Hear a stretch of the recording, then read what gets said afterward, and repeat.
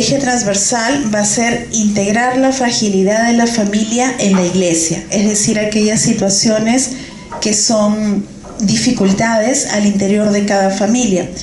Hoy día vamos a tener el tema divorciados vueltos a casar a cargo de nuestro párroco, Padre Ismael, sanar las secuelas del aborto con la psicóloga Luz Arauz de Proyecto Esperanza, y el último tema va a ser Hablemos Claro acerca de la homosexualidad a cargo de la magíster Juliana Caxio.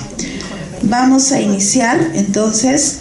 El primer tema es los divorciados vueltos a casar a cargo de nuestro párroco Ismael Ojeda. Lo recibimos con fuertes palmas para dar inicio a la charla.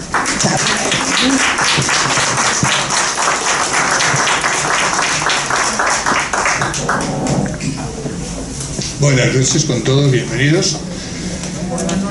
Bienvenidas, hoy son mayoría las mujeres, está bien. Rezamos para que no está de más, ¿no? Sentados. Pedimos al Señor sus luces para que todo sea para su mayor gloria y para nuestro bien y edificación de la Iglesia, que siempre es una tarea. En el nombre del Padre, y del Hijo, y del Espíritu Santo. Amén. El Señor esté con ustedes. Y con tu espíritu. Oremos. Ven, Espíritu Santo, llena los corazones de tus fieles y enciende en ellos el fuego de tu amor. Envía tu Espíritu y todo será creado. Y renovarás la faz de la tierra. Oremos. Oh Dios, que has iluminado los corazones de tus hijos con la luz del Espíritu Santo, haz que, guiados por ese mismo Espíritu, hallemos gusto en las cosas santas y gocemos siempre de los consuelos divinos. Por Jesucristo nuestro Señor. Amén. Amén.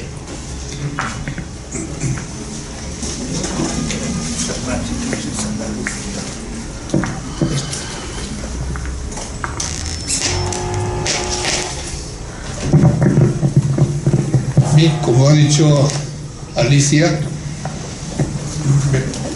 vamos a tratar el tema del capítulo 8, octavo de esta exhortación. Por cierto, que ha tenido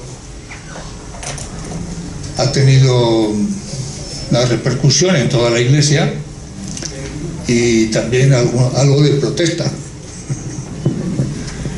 No es de extrañar, ¿eh? Este documento, lo he visto leído, no lo he bajado ahora, recoge todo lo que fue el sínodo de la familia, que como recordarán fue en 2 sesiones, o sea, fue un año y se detuvo y se continuó otro año, camino del sínodo, era la expresión del Papa Francisco. La Iglesia en camino, en sínodo, compartiendo, buscando la palabra de Dios, etc. Era un tema duro, es un tema álgido, de mucha actualidad en el mundo. Y después de ese sínodo, lo normal es que el Papa se reúna una vez o dos con unos representantes del sínodo, ¿ya? Pero esta vez, según hablaba el cardenal Maradiaga, no se reunieron en la fecha que dijo el Papa. Y dice que casualmente se vio con él y le preguntó, o por segunda vez le preguntó, y le dijo, ya está hecho, ya me reuní. La hizo él, o sea, se pasó esa instancia. No sé si es tan obligada, tan vinculante o no, pero el caso que el Papa se hizo de corrida, se la redactó esta exhortación, Amoris Laetitia, en latín, Amoris de amor y Laetitia de alegría. Y el capítulo 8 lo titula Acompañar, discernir e integrar la fragilidad. Tiene, como saben, una parte grande, amplia de la preparación para el matrimonio. para los novios, etc. Y he dicho también que este capítulo ha tenido cierta sorpresa. O sea, el Papa Francisco, como aquí mismo lo vamos a ver después, quiere una iglesia en salida, quiere llegar a la gente. Estaba después del jubileo de la misericordia. Todo el mundo tiene derecho a la misericordia de Dios, nadie está condenado para siempre. Esa apertura, y decía pues que la iglesia a veces es como un hospital de campaña, o que él también lo dice acá, que él prefiere hacer una pastoral cercana a la gente, aunque te pueden manchar o te puede salpicar. Y eso le ha pasado a él, porque saben que algunos cardenales, 4, 2 se han muerto ya, según he leído, pero 2 han muerto ya, pero le escribieron una carta diciéndole que se estaba equivocando, que les aclarara. Bueno, es un derecho de los obispos pedir una aclaración al Papa sobre su magisterio, es un derecho, porque había cosas dudosas, y justamente esas cosas dudosas se llaman dubia en latín. Dubium es duda en latín, y plural, las dudas, dubia. De ahí los dubia, que no sé si ha habido más, pero sobre esta carta sí, dudas sobre ciertas afirmaciones teológicas, por ejemplo la conciencia. La conciencia es totalmente autónoma, la conciencia, cómo se forma la conciencia de las personas, ¿no? Y después esta normativa de la Iglesia, que el matrimonio es para siempre, es indisoluble, por tanto los que fracasen por lo que sea en su matrimonio religioso y se vuelven a casar, con ese acto están eliminando, están quebrantando y faltando a la indisolubilidad, están negando su primer matrimonio, por tanto están en una irregularidad pública permanente, y entonces no están en plena comunión con la Iglesia. Entonces no pueden confesar porque no van a cambiar, no pueden comulgar porque no están en plena comunión con la Iglesia, están faltando al matrimonio. Ya en Familiares Consorcio, ya el Papa avisó que, bueno, estos problemas se pueden solucionar si es que los que están casados de esa manera pues se abstienen de tener relaciones íntimas, viven como hermanos, no como pareja. En ese caso pueden comulgar, pero únicamente en esas circunstancias. Esta doctrina la ha cambiado el Papa, sugiere algo, queda, pues a lo mejor si ustedes lo leen, como un servidor lo ha leído, no se ve, no se nota, pero los obispos querían que la aclarase, no les ha aclarado. De todas formas he bajado 2 hojas ahí, porque los obispos de Buenos Aires, todo lo que es el arzobispado de Buenos Aires, esa zona, esa región, le mandaron una carta ya escrita interpretando el capítulo 8, y el Papa le respondió que sí, conforme, que han acertado en la exégesis, etcétera, etcétera, ¿no? Pero ha levantado también pupas, digamos, en otras partes, Alemania, y son personalidades, son cardenales, etcétera, ¿no? Los dubia, que a lo mejor ustedes han escuchado muy de refilón, pero esos son aspectos que no se ven claros, o que el Papa tiene un estilo muy abierto, liberal si quieren, y que frente a una moral muy cerrada, pues choca. Y a los primeros que choca es a los sacerdotes o a los obispos, que tenemos eso, que hay en la Iglesia ha pecado por normas bien claritas, y ahora el Papa apuesta más por un discernimiento, como lo vamos a ver. Bien, pues a partir del número 291, ahí encuentran este capítulo 8, que lleva por título, repito, acompañar, discernir e integrar la fragilidad. El matrimonio es un derecho natural. Se supone que todo el mundo, casi todo el mundo vale para el matrimonio, algunos no son aptos, ¿no? Pero se supone, como que se da por supuesto que para el matrimonio todo el mundo puede casarse.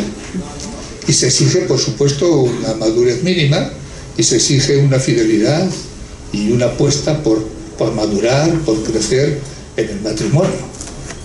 Y es una experiencia, pues eso, de derecho natural, muy extendida, no hace falta la religión, y es una apuesta que con frecuencia se quiebra. Ante estos problemas, pues el Papa, en este capítulo 8, pide acompañar, los sacerdotes sobre todo, también los laicos agentes de pastoral lo pueden hacer, discernir, el discernimiento, que es típico de los jesuitas, discernir, es decir, tratar de clarificar, conocer los integrantes de nuestra personalidad, de nuestra conciencia. Discernir, integrar la fragilidad, integrar a esas personas, integrarlas en la iglesia, ayudarles a crecer. A lo mejor no pueden llegar hasta la versión plena, pero merece la pena. O sea, la apuesta es el diálogo, la cercanía, hay que tratar cada caso, esto es exigente, esto es nuevo, ¿no? Y él ha criticado, pues, que a veces las parroquias han sido aduanas, claro, controladores, y no posibilitadores o facilitadores de la gracia. Esto se dice fácil, pero después en la práctica supone un cambio, un estilo nuevo de pastoral. Los padres sinodales, dice el número 291, han expresado que aunque la Iglesia entiende que toda ruptura del vínculo matrimonial va contra la voluntad de Dios, también es consciente de la fragilidad de muchos de sus hijos.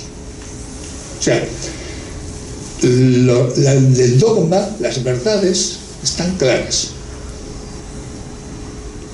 pero aplicadas como rocas que caen sobre la vida de las personas, no produce vida. Entonces, del dogma no se quita nada. Es el típico estilo de Papa Francisco, que a veces decimos, ¿por qué no habla del aborto? ¿Por qué no condena esto? ¿Por qué no condena esto? No, él va tratando de captar a la gente, de sintonizar con ellos y acompañarlos, como lo hizo Jesús con la samaritana, dice aquí expresamente. Entonces, está claro, a niveles de principio está todo claro. Matrimonio indisoluble, en principio, pero después nos encontramos con la fragilidad. Iluminada por la mirada de Jesucristo, la Iglesia pues mira con amor a quienes participan en su vida de modo incompleto, reconociendo que la gracia de Dios también obra en sus vidas. Aunque siempre propone la Iglesia la perfección e invita a una respuesta más plena a Dios, la Iglesia debe acompañar con atención y cuidado a sus hijos más frágiles, marcados por un amor herido o extraviado, etc. La verdad es la ley o la norma, o bueno, por ejemplo, que el matrimonio sea único, uno e indisoluble. Es una norma, ¿no? Y es un don para todo el mundo. Para todo el mundo, ¿ya? Y eso es lo que hay que proponer, y además eso es factible para todo el mundo. Todo el mundo podría vivir así, bien, pero no todos viven así. Seguramente que han escuchado un padre famoso, budista colombiano, que ha dicho que después de 33 años que se va, que deja el sacerdocio. Hoy, ayer. Rupturas así que te dejan. Yo lo conozco. Daba retiros carismáticos a los sacerdotes de toda España, por todo el mundo. 33 años, budista, carismático. Misa diaria en el canal de Minuto de Dios, etcétera, ¿no? Y lo deja.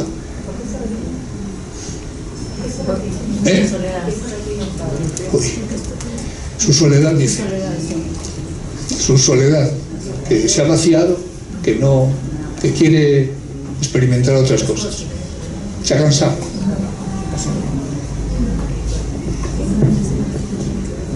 Ningún cura tendría que fracasar. Ningún matrimonio tendría que fracasar.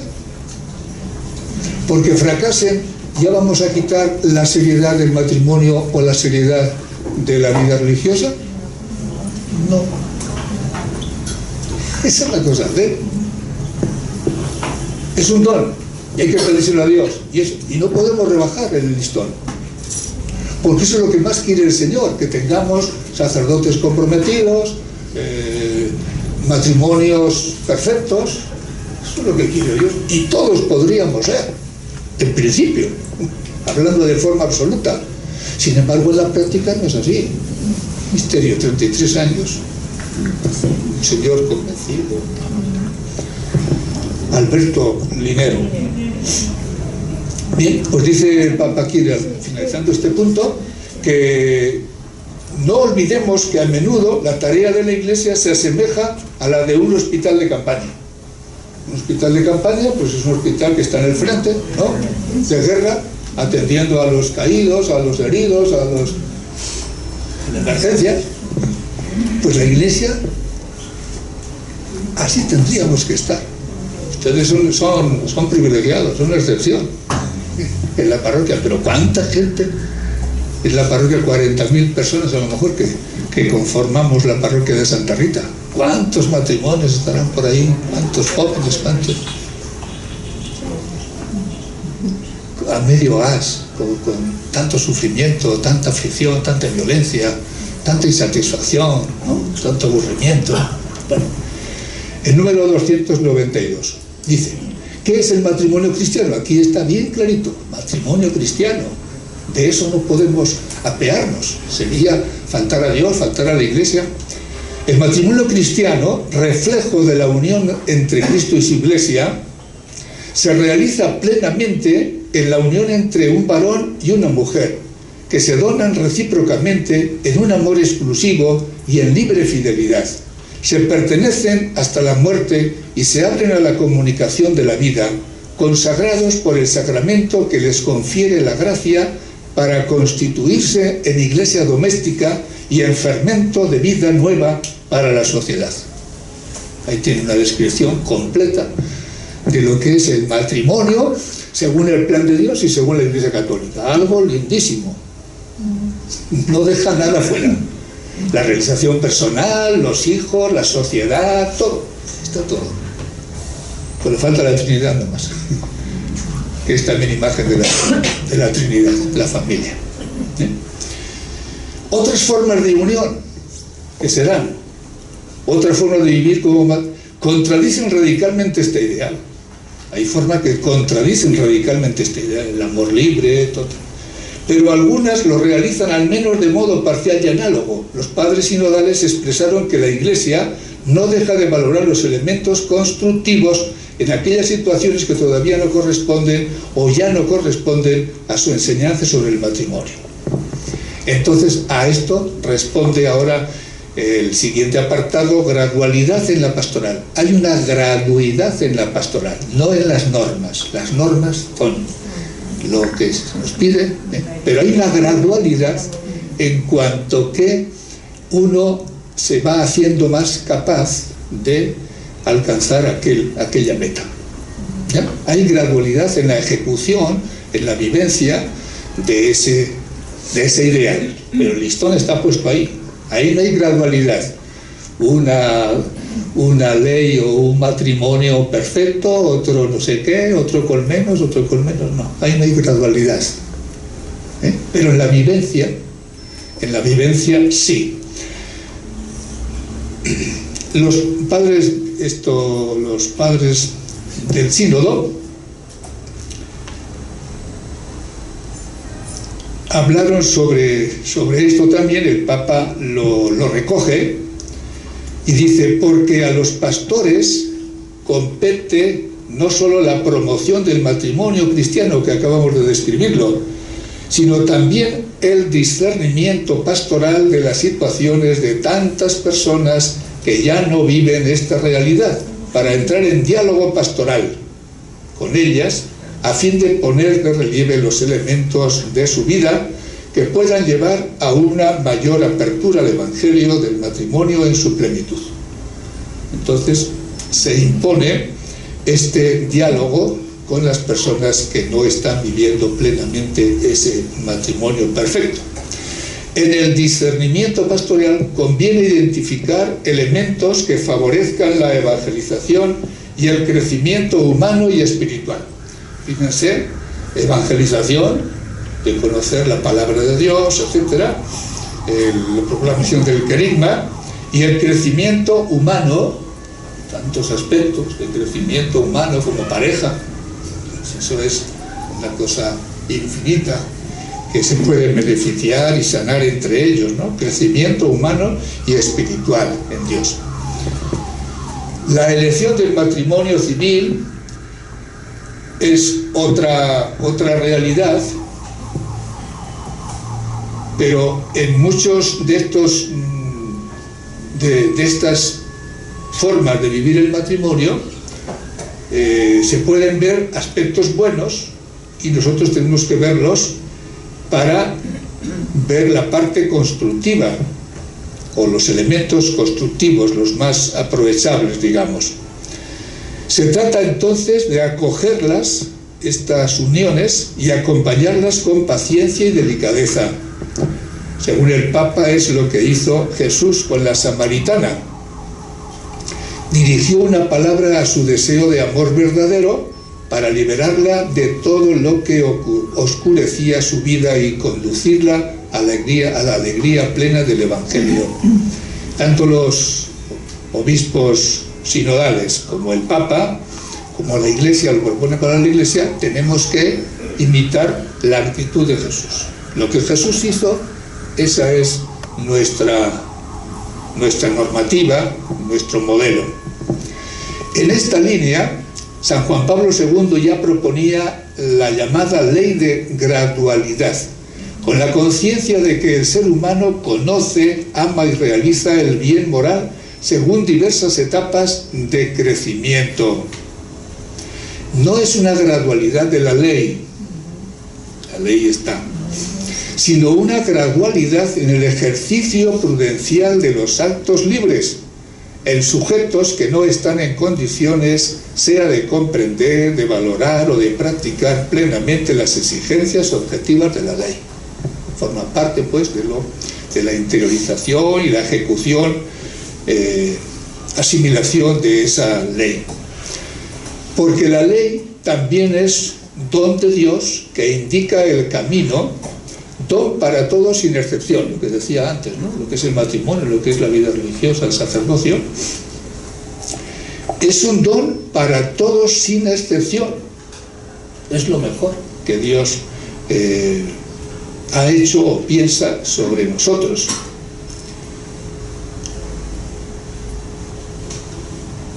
Que se puede vivir con la fuerza de la gracia, aunque cada ser humano avanza gradualmente con la progresiva integración de los dones de Dios y de las exigencias de su amor definitivo y absoluto en toda la vida personal y social.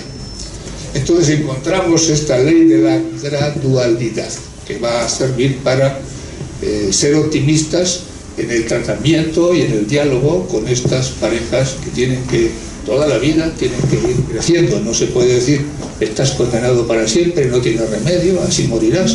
Eso no es bíblico, no es evangélico.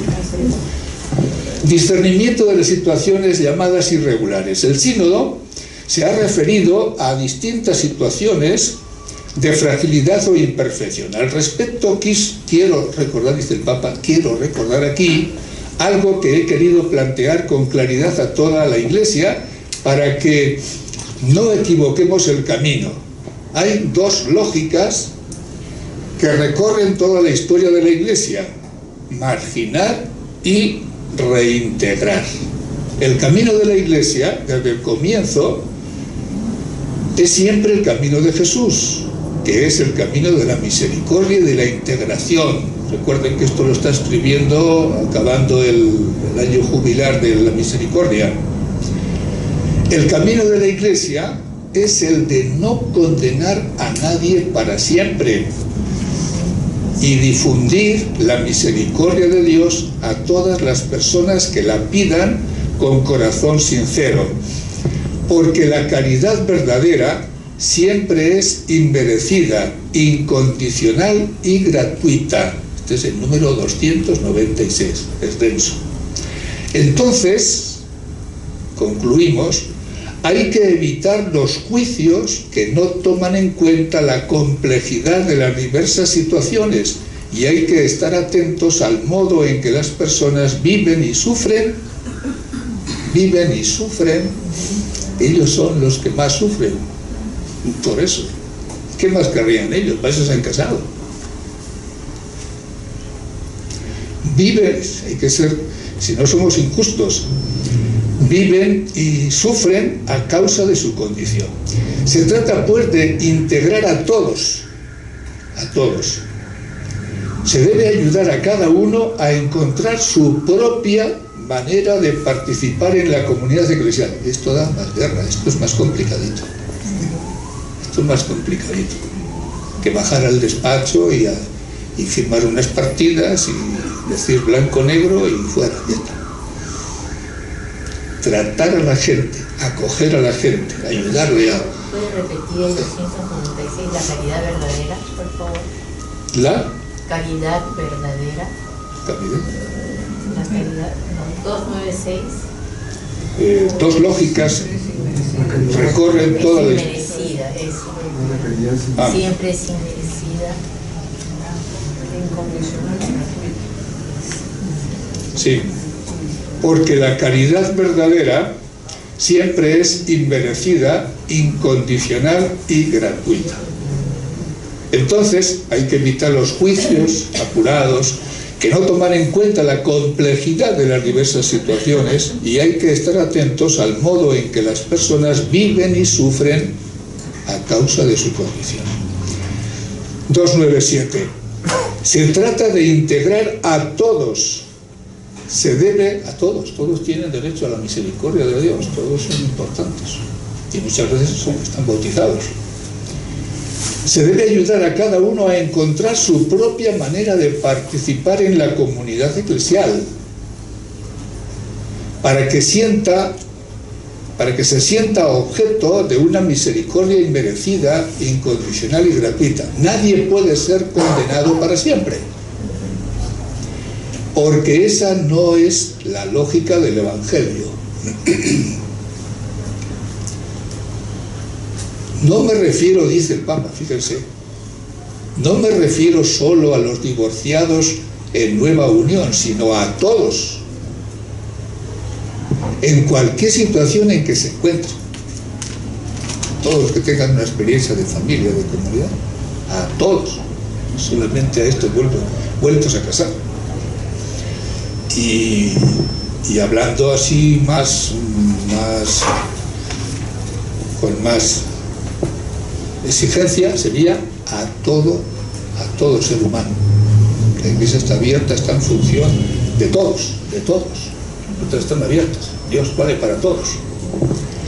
Esto nos parece novedoso, ¿no? Que el Papa tenga esa apertura. La Iglesia está puesta para servir, para acoger, para ayudar, así, a discreción, a todo el mundo, sin discriminación. No me refiero pues solo a los divorciados en nueva unión, sino a todos en cualquier situación en que se encuentren. Obviamente hay personas que tienen sus ideas fijas, etcétera, pues a estas personas no pueden formar parte de la iglesia, no se les puede dar la misión de ser catequistas o cosas así, está claro, ¿no? Bien. Los padres sinodales sobre estas irregularidades alcanzaron un consenso general, que dice el Papa que él mismo sostiene, respecto a un enfoque pastoral dirigido a las personas que han contraído matrimonio civil, que son divorciados y vueltos a casar o que simplemente conviven. Compete a la Iglesia revelarles la divina pedagogía de la gracia en sus vidas y ayudarles a alcanzar la plenitud del designio que Dios tiene para ellos, siempre posible con la fuerza del Espíritu Santo. Podría dar la impresión de que el Papa abre puertas, pero las ajusta bien, porque va a hablar después del discernimiento, del arrepentimiento, de la conversión. O sea, es consecuente con lo que él propone, ¿no? Compete a la Iglesia entonces revelarles. ¿La Iglesia qué? Los obispos son importantes. Se tienen que mojar los obispos. Los obispos ahora hasta pueden declarar nulo un matrimonio tranquilamente en su ¿sí? Ellos tienen que mojarse, ellos tienen la plenitud, claro. Y los curas tenemos que seguir lo que digan los obispos. O sea, es la Iglesia, no es esto que viva la Pepa, o ya aquí todo es posible. No. No es facilitar las cosas por facilitarlas. Anchas Castilla, lo siento, bienvenidos. Entonces es la Iglesia, a ella le compete revelarles a estas personas la divina pedagogía de la gracia en sus vidas y ayudarles a alcanzar la plenitud del designio de Dios que Dios tiene para ellos, siempre posible. Dios tiene un proyecto de... Dios quiere que todos tengamos una vida digna, noble, que tengamos ilusión por vivir, que nos realicemos, que nos sintamos útiles, que construyamos un mundo, que nos integremos en la sociedad. Esto es de Dios para todo el mundo. Esto no se lo podemos negar a la gente. Y si nosotros nos presentamos como la Iglesia de Dios y que estamos para servir y que queremos imitar a Cristo, oye, pues tómalo en serio, con todas las consecuencias, no solamente con los honores, sino también con las cargas, con ese compromiso, ¿no? Este proyecto de Dios siempre es posible, con la fuerza del Espíritu Santo, y es posible para todos, sin excepción. La misericordia de Dios es para todos, sin excepción. Entonces, habla pues del discernimiento personal y pastoral, y debe quedar claro que este no es el ideal que el Evangelio propone para el matrimonio y la familia. Estas situaciones no realizadas. Los padres sinodales han expresado que el discernimiento de los pastores siempre debe hacerse distinguiendo adecuadamente, con una mirada que discierna bien las situaciones. Sabemos que no existen recetas sencillas. No hay recetas sencillas. Acojo las consideraciones de muchos padres sinodales quienes quisieron expresar que los bautizados que se han divorciado y se han vuelto a casar civilmente deben ser más integrados en la comunidad cristiana en las diversas formas posibles. Esto es un deseo de los padres sinodales, que hay que revisar la integración de todas estas personas en la Iglesia. No se les puede descalificar, no se les puede abandonar. No nos podemos resignar, ya de por vida, pues así vivirá, así morirá, ya. Le tocó la China, le tocó lo malo, ya. No es así, no puede ser así. en la Iglesia. Acojo, pues, dice el Papa, que deben ser integradas estas personas en la comunidad cristiana en las diversas formas posibles, evitando cualquier ocasión de escándalo, ¿sí? Evitando el escándalo. O sea, de una forma pues comprensiva, cercana, pedagógica. La lógica de la integración es la clave de su acompañamiento pastoral, para que puedan para que tengan una experiencia, dice, feliz y fecunda.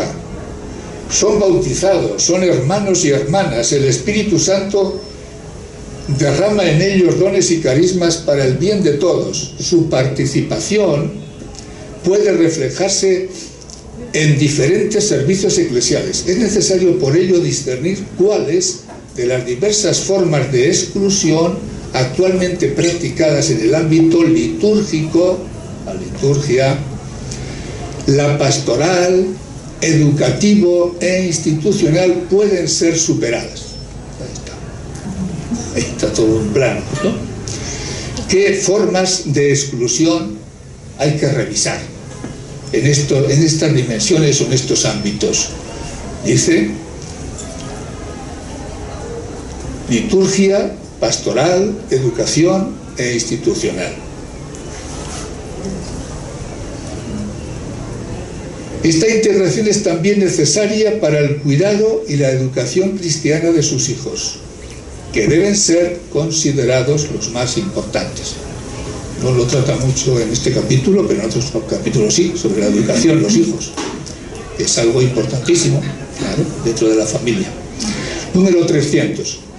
Si se tiene en cuenta la innumerable diversidad de situaciones concretas, como las que mencionamos antes, puede comprenderse que no debía esperarse del sínodo o de esta exhortación una nueva normativa general de tipo canónica aplicable a todos los casos. No va a dar una norma general que valga para todos los casos. Precisamente está poniendo en cuestionamiento esa universalización, esa superficialidad, ese impersonalismo, sino una atención personal, concreta, al pie de campo en la Iglesia. Entonces, para que vean, solo cabe, después de todo esto, que uno se queda así como un poco frustrado, no sé, a ratos, dice: solo cabe un nuevo aliento a un responsable discernimiento personal y pastoral de los casos particulares. Un aliento a un responsable discernimiento que debería reconocer que, puesto que el grado de responsabilidad no es igual en todos los casos, las consecuencias o efectos de una norma no necesariamente deben ser siempre los mismos. Los presbíteros tienen la tarea de acompañar a las personas interesadas en el camino del discernimiento, de acuerdo a la enseñanza de la Iglesia y las orientaciones del obispo. La Iglesia, el obispo, los sacerdotes. En este proceso será útil hacer un examen de conciencia. Ahora concreta un poquito cómo se hace ese discernimiento, cómo se hace ese acompañamiento a estas personas. Dice: será útil un examen de conciencia a través de momentos de reflexión y arrepentimiento. Fíjense, los divorciados vueltos a casar deberían preguntarse, esto es una opción exigente para ellos, ¿no? Una posibilidad de oxigenar su vida, de replantearla, de revivirla intensamente. Deberían preguntarse, en primer lugar, cómo se han comportado con sus hijos cuando la unión conyugal entró en crisis. Si hubo intentos de reconciliación, ¿cómo es la situación del cónyuge abandonado? O sea, un planteamiento de todos los aspectos. ¿Qué consecuencias tiene la nueva relación sobre el resto de la familia y la comunidad de los fieles? Hay muchas ramificaciones.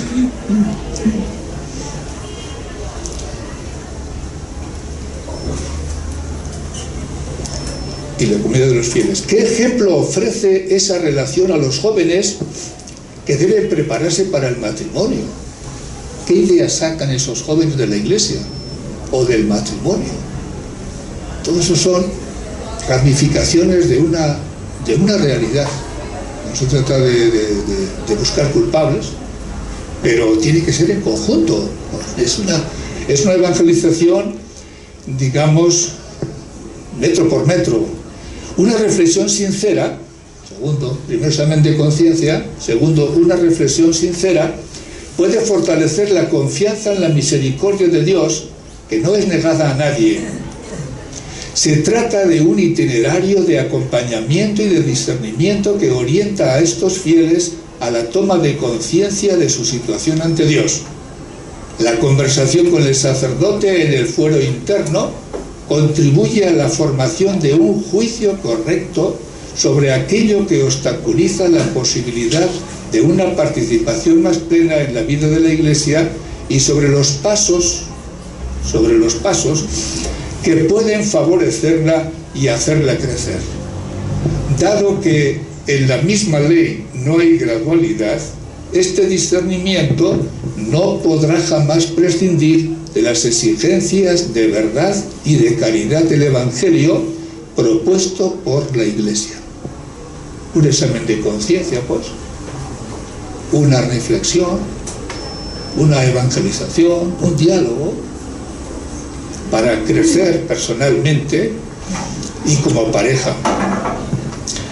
Estas actitudes son fundamentales para evitar el grave riesgo, por ejemplo, de mensajes equivocados, como la idea de que algún sacerdote puede conceder rápidamente excepciones.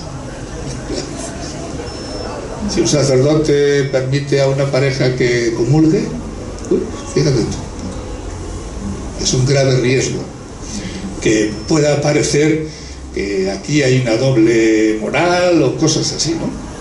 Estas actitudes son fundamentales. Todos buscamos la gloria de Dios, todos buscamos lo mejor para esas personas, todos somos honestos. Aquí no hay trampas, aquí no hay... De esta manera se evita el grave riesgo de mensajes equivocados, como la idea de que algún sacerdote puede conceder rápidamente excepciones, o de que existen personas que pueden obtener privilegios sacramentales a cambio de favores. Cuando se encuentra una persona responsable y discreta, que no pretende poner sus deseos por encima del bien común de la Iglesia, cuando nos encontramos con un pastor que sabe reconocer la seriedad del asunto que tiene entre manos, se evita el riesgo de que un determinado discernimiento lleve a pensar que la Iglesia sostiene una doble moral. Sería malograr más la cosa si comenzamos con esas cosas, ¿no? Circunstancias atenuantes en el discernimiento pastoral. Aquí hablan, pues eso, que muchas veces hay muchos atenuantes. La gente no es perversa, no es malvada. La Iglesia ya tiene experiencia en este mundo en que nos movemos. Entonces, los atenuantes, incluso en el catecismo, están bastante claros. En el número 302 cita el catecismo, le dice así: la imputabilidad y la responsabilidad de una acción pueden quedar disminuidas e incluso suprimidas a causa de la ignorancia, la inadvertencia, la violencia, el temor, los hábitos, los afectos desordenados y otros factores psíquicos o sociales. El catecismo de la Iglesia Católica habla bien en distintos momentos. Por ejemplo, cuando habla de la masturbación, o si es pecado grave, o atenuantes, aspectos de pensamiento, incluso biológicos. Hay muchos aspectos. O sea, no es las acciones así limpias, tienen muchos anclajes y muchos elementos psicológicos. En otro párrafo se refiere nuevamente a circunstancias que atenúan la responsabilidad moral, el catecismo, y menciona con gran amplitud estos datos. La inmadurez afectiva, la fuerza de los hábitos contraídos, el estado de angustia, suicidio, por ejemplo, u otros factores psíquicos o sociales.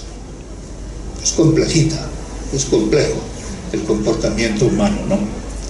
Hay muchos elementos integrantes.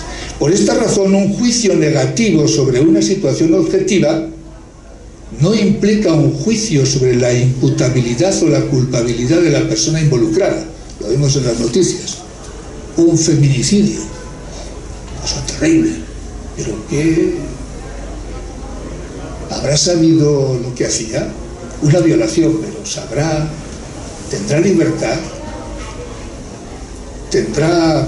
se dará cuenta de las cosas. Eso no justifica, ¿no? Pero para ser justos tenemos que tener todos esos elementos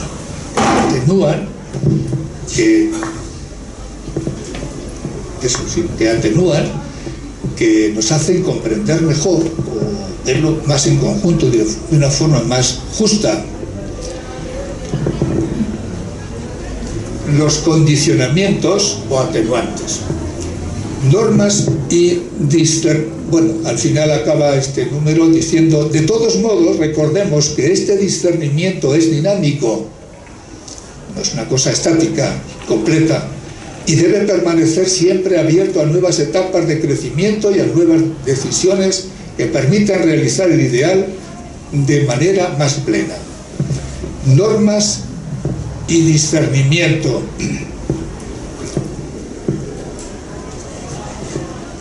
Aquí hay un punto un poquito duro. Dice: por ello, un pastor no puede sentirse satisfecho cuando aplica las leyes, ¿no? Aplicando leyes morales a quienes viven en situaciones irregulares, como si fueran rocas, número 305. ¿Qué es lo que ha pasado un poco en la historia de la Iglesia también, ¿no? Es mucho más fácil aplicar las normas, que caiga quien le caiga, y ya está. Claro. Un pastor, como quiere el Papa Francisco, teniendo de modelo a Jesús, un pastor no puede sentirse satisfecho solo aplicando leyes morales rígidas, implacables, a quienes viven en situaciones irregulares, como si fueran rocas que se lanzan sobre la vida de las personas. Es el caso de los corazones cerrados, que suelen esconderse aún detrás de las enseñanzas de la Iglesia, para sentarse en la cátedra de Moisés y juzgar, a veces con superioridad y superficialidad, los casos difíciles y las familias heridas. Podemos hacer atropellos con la mejor buena voluntad y en nombre de Dios.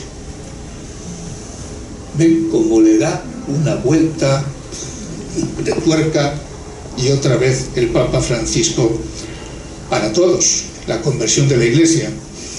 En esta misma línea se expresó la Comisión Teológica Internacional.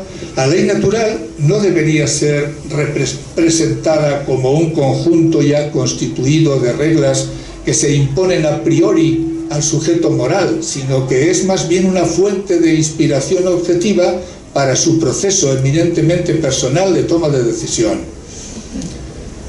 No se trata de creer que todo es blanco o negro, eso es lo más cómodo, lo más fácil, lo de siempre. Blanco o negro, ya está. A veces cerramos el camino de la gracia y del crecimiento y desalentamos caminos de santificación que dan gloria a Dios. Recordemos que un pequeño paso en medio de grandes límites humanos puede ser más agradable a Dios que la vida exteriormente correcta de quien transcurre sus días sin enfrentar importantes dificultades. La pastoral concreta de los ministros no puede dejar de incorporar esta realidad. En cualquier circunstancia, ante quienes tengan dificultades para vivir plenamente la ley divina, debe resonar la invitación a recorrer la vía caritatis. Vía es camino, caritatis es caridad, un camino de misericordia, de amor.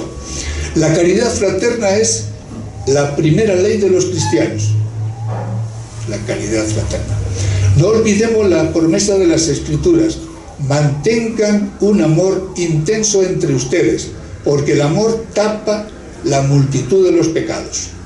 Expía tus pecados con limosnas y tus delitos socorriendo a los pobres.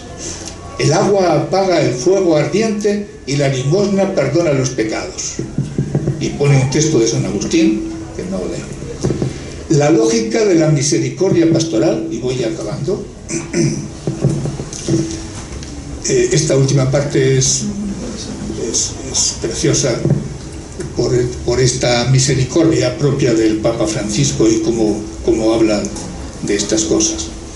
Para evitar cualquier interpretación desviada, recuerdo que de ninguna manera la Iglesia debe renunciar a proponer el ideal pleno del matrimonio, el proyecto de Dios en toda su grandeza. Lo mismo de siempre, lo de antes. Es preciso alentar a los jóvenes bautizados a no dudar ante la riqueza que el sacramento del matrimonio procura a sus proyectos de amor, con la fuerza del sostén que reciben de la gracia de Cristo y de la posibilidad de participar plenamente en la vida de la Iglesia. Eso es lo ideal, lo que tenemos que proponer, una forma positiva. La tibieza, cualquier forma de relativismo o un excesivo respeto a la hora de proponerle el matrimonio, serían una falta de fidelidad al Evangelio y también una falta de amor de la Iglesia hacia los mismos jóvenes. Decirles que el matrimonio es así, bueno, no, y que puedes fallar y que no sé qué. No, todo lo contrario. Tampoco ser ingenuos, ¿no? Por supuesto. Comprender las situaciones excepcionales nunca implica ocultar la luz del ideal más pleno, ni proponer menos que lo que Jesús ofrece al ser humano. Concluye, fíjese esta frase: hoy, más importante que una pastoral de los fracasos, es el esfuerzo pastoral para consolidar los matrimonios y así prevenir las rupturas. No es una pastoral de fracasos, tiene que ser una pastoral que presente el ideal, que nos renovemos y tomemos fuerza en la proclamación de lo que Dios ha querido y quiere para nosotros. Hay que acompañar entonces con mucha misericordia y paciencia este crecimiento de las personas en la Iglesia. Y dice el Papa: comprendo a quienes quieren una pastoral más rígida, que no dé lugar a confusión alguna. Esos son. Saben que esta gente, digamos, ultraderecha o conservadores, le han sacado pues la carta pidiéndole que renuncie, el exnuncio de Estados Unidos. Y ahora han sacado otra cosita por ahí, que hay un lobby, que si no hay un lobby en el Vaticano, que no en la curia. No sé, personalmente me da la impresión de que esto va a remover la Iglesia, no hay quien lo vaya a parar, y en buena hora. Además el Papa está dispuesto a ir hasta el final, ¿no? Ha saltado en Chile, ha saltado en Estados Unidos, ha saltado en Irlanda, está saltando en Colombia, y dónde no. Y aquí, en Sodalicio, pues parece una tapadera, pero vete a saber.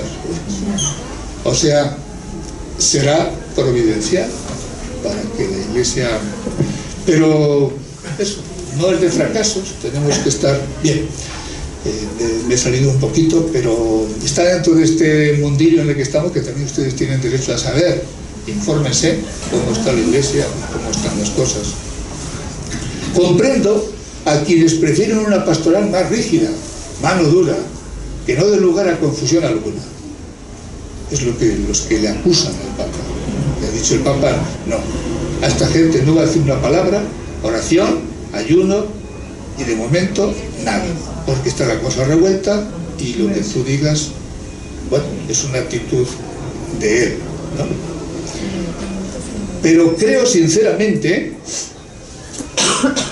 que Jesucristo quiere una Iglesia atenta al bien que el Espíritu derrama en medio de la fragilidad. Esto es, una madre, la Iglesia, que al mismo tiempo que expresa claramente su enseñanza objetiva, no renuncia al bien posible, aunque corra el riesgo de mancharse con el barro del camino.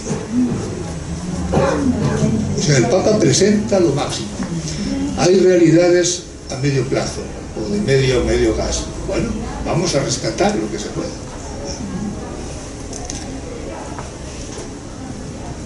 Los pastores que proponen a los fieles el ideal pleno del Evangelio y la doctrina de la Iglesia deben ayudarles también a asumir la lógica de la compasión con los frágiles y a evitar persecuciones o juicios demasiado duros o impacientes. El mismo Evangelio nos reclama que no juzguemos ni condenemos. Jesús espera que renunciemos a buscar esos cobertizos personales o comunitarios que nos permiten mantenernos a distancia del nudo de la tormenta humana, para que aceptemos de verdad entrar en contacto con la existencia concreta de los otros y conozcamos la fuerza de la ternura. Cuando lo hacemos, la vida siempre se nos complica maravillosamente. Es consciente y lo está pagando. Lo está pagando, normal. El pecado existe en todas partes. Cuando lo hacemos, cuando optamos por esto, la vida siempre se nos complica maravillosamente, porque así lo hicieron con Cristo y nosotros no vamos a ser menos. Es providencial que estas reflexiones se desarrollen precisamente en el contexto de un año jubilar dedicado a la misericordia. La Iglesia tiene la misión de anunciar la misericordia de Dios, corazón palpitante del Evangelio que por su medio debe alcanzar la mente y el corazón de toda persona. La esposa de Cristo hace suyo el compromiso del Hijo de Dios, que sale a encontrar a todos, los busca, sin excluir a ninguno. Sabe bien que Jesús mismo se presenta como pastor de 100 ovejas, no de 99. Él las quiere todas. A partir de esta conciencia se hará posible que a todos, creyentes y lejanos, pueda llegar el bálsamo de la misericordia como signo del reino de Dios que está ya presente en medio de nosotros. No hay límites, no hay fronteras, según esto. No podemos olvidar que la misericordia no es solo el obrar del Padre, es también de los verdaderos hijos. Se nos ha aplicado la misericordia. Todo en su acción pastoral debería estar revestido por la ternura en la Iglesia, con la que se dirige a los creyentes. Nada en su anuncio de salvación y en su testimonio hacia el mundo puede carecer de misericordia. Es verdad que a veces nos comportamos como controladores de la gracia y no como facilitadores. Pero la Iglesia no es una aduana, es la casa paterna donde hay lugar para cada uno con su vida a cuestas. Estamos acabando. La enseñanza de la teología moral, la moral, de la casuística, las leyes, no debería dejar de incorporar estas consideraciones. Tiene que integrar la moral, la misericordia, los valores más altos y centrales del Evangelio, particularmente el primado de la caridad, como respuesta a la iniciativa gratuita del amor de Dios. Un amor incondicional. Ponemos tantas condiciones a la misericordia que la vaciamos al final de sentido, dicen. Por ello, siempre conviene considerar inadecuada cualquier concepción teológica que en último término ponga en duda la omnipotencia de Dios, y en especial su misericordia. Esto nos otorga el marco y el clima apropiado para nuestro discernimiento pastoral de amor misericordioso.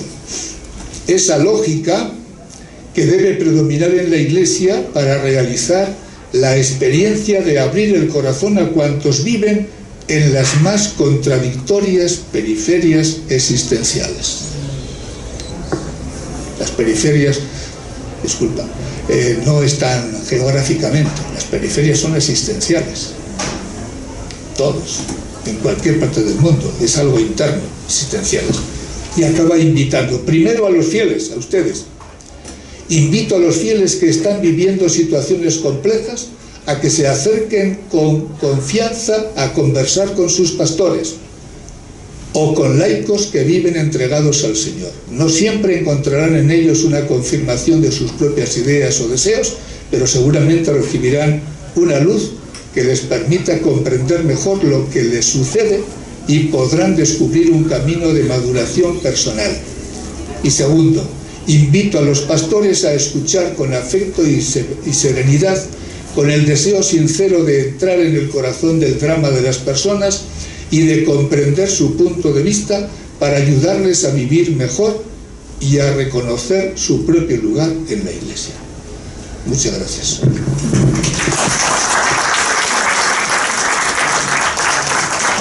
Alguien preguntaba, si el matrimonio católico es indisoluble, ¿por qué el Vaticano anula matrimonios? El Vaticano no anula, declara que nunca hubo matrimonio. Si el matrimonio fue para siempre. Lo que se hace es declaración de nulidad, que nunca existió.